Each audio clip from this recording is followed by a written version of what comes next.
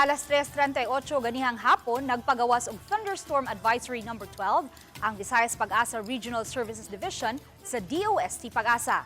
Ang pagpanugdog og kilat miatud og mga pagbaha sa nagkalain-laing dapit sa Sugbo. Si Alan Domingo sa report.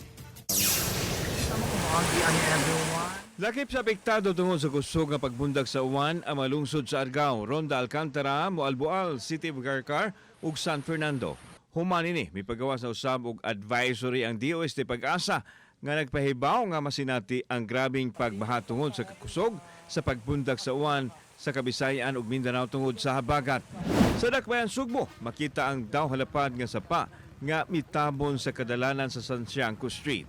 Sa kalapad sa baha, may giba sa likod aron lang makalabang sa pikas pahin ug makalikay nga muumog sa baha. Taliwa nini, nakuhaan og video ang pipila ka mga bata nga naglangoy-langoy sa baha.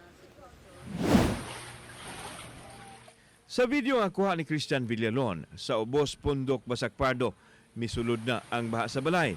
Gihulagway ni Christian nga miabot sa tagahawak sa tao ang giladmon sa tubig. Nasayran nga dugay na kining problema sa dapit ang kanunay silang mabahaan.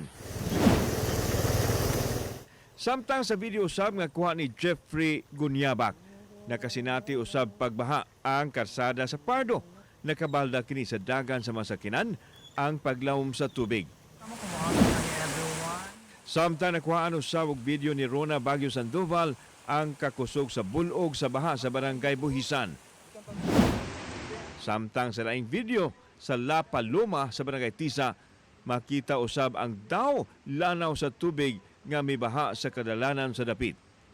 Kauban si Clans Gabutin ug Rod Prado, ako si Alan Domingo. Balitang Bisdak.